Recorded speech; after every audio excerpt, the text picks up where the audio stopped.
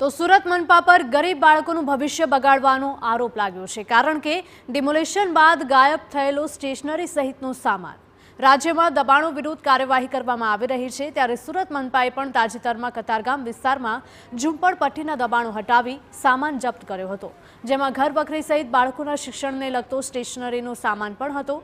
ગરીબ બાળકોને મફતમાં શિક્ષણ આપતી સ્વસર્જન એનજીઓએ લોકોની મદદથી સ્ટેશનરી સહિતનો સામાન ખરીદ્યો હતો, પરંતુ ત્યારબાદ કચેરી પરથી આ સામાન ગાયબ થયો હોવાનો એનજીઓના સંચાલકોએ આરોપ લગાવ્યો છે। તો એસએમસીના અધિકારીઓ આ મામલે તપાસ કરાવી લેવાનું રટણ કરી રહ્યા છે। ગરીબ બાળકોના વાલીઓ સવાલ ઉઠાવી રહ્યા છે કે જો સામાન પરત નહીં મળે તો ગરીબ વિદ્યાર્થીઓના શિક્ષણનું શું થશે। આજે 15 દિવસ આગળ અમે માતાજીનો માંડવો હતો કાઠિયાવાડ, અમે આ વસ્તુ રેડી મૂકીને વહી ગયેલા હતા। પોતપોતાના ઘરમાં બધી વસ્તુ તમામ મૂકેલી હતી, અહીં કોઈ હાજરમાં હતું નહીં। તો કોઈને પૂછ્યો ઘાસ્યા વગરનો આ રીતનો સામાન છે, એ બધો ફુલડોઝર ફેરવી દીધેલું છે। સામાન પણ બધો ભાંગી નાખેલો છે, ઘર વખરી ભાંગી નાખેલી છે, આધાર કાર્ડ, આરસી બુક, તમામ વસ્તુઓ, પોયરોના પુરાવા એ બધું પણ અંદર વહી ગયેલું છે। સ્વસર્જન એનજીઓ સુરતમાં અનાથ અને ગરીબ બાળકોના શિક્ષણનું કાર્ય કરે છે। જો કે ગેરકાયદેસર દબાણ કરેલા ઝૂંપડા સહિતની અન્ય વસ્તુઓને દબાણ ખાતાએ દૂર કરી હતી। આ દરમિયાન એનજીઓએ બાળકો માટે જે સ્ટેશનરીનો સામાન ખરીદ્યો હતો તે પણ દબાણ ખાતાએ જપ્ત કર્યા બાદ આશ્ચર્યજનક રીતે સામાન ગુમ થયો હોય તેવું સામે આવ્યું છે। અને આ સમગ્ર મામલે એનજીઓએ માંગ કરી છે કે એસએમસી તેઓનો જપ્ત કરેલો સામાન પરત કરે અથવા તો તેના પૈસા આપે।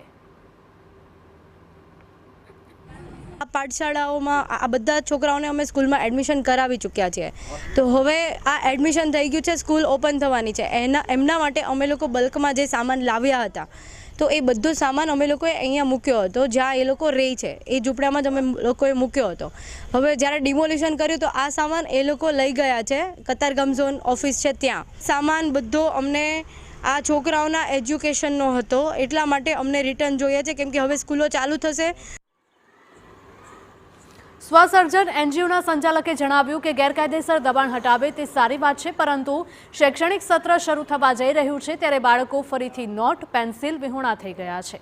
વધુમાં સવાલો ઉઠાવ્યા હતા કે પહેલા ઝોન ઓફિસમાં સામાન બોક્સમાં પેક કર્યો હતો તે રીતે પડેલો હતો, પરંતુ ફરીથી ઓફિસ ગયા તો સામાન ગાયબ થઈ ગયો હતો। એફિડેવિટ કરી બાળકોના આધાર કાર્ડ કરાવ્યા હતા તે પણ ચોરાઈ ગયાનો આક્ષેપ કર્યો। જ્યારે અમે લોકોએ કમ્પ્લેન કરી કે અમારો સામાન અહીંયા નથી, તો એ લોકોએ અમને એવું કીધું કે એ લોકો ચોરી ગયા છે। એ લોકો ચોરી ગયા હોય તો મને ત્યાંના સીસીટીવી ફૂટેજ જોઈએ છે કે કોણ ચોરી ગયું છે, અને ત્યાંના જે કેમેરા છે એ 4 કેમેરા, એમાંથી 3 કેમેરા છે ને એ સરખી ડિરેક્શનમાં છે, ને જ્યાં ડિમોલિશનનો સામાન પડ્યો હતો એ કેમેરો નીચે છે, તો એ નીચે કેમેરો કેમ છે, મને એનો બી આન્સર જોઈએ છે। મોટો સાહેબ હવે સવાલ એ થાય છે કે ગરીબ બાળકોનો સામાન કોણ ચોરી ગયો કે પછી સામાન બારોબાર વેચી દેવાયો। સુરત મનપા સામે ઉઠેલા સવાલો બાદ ચારે તરફથી ફિટકાર વરસી રહી છે।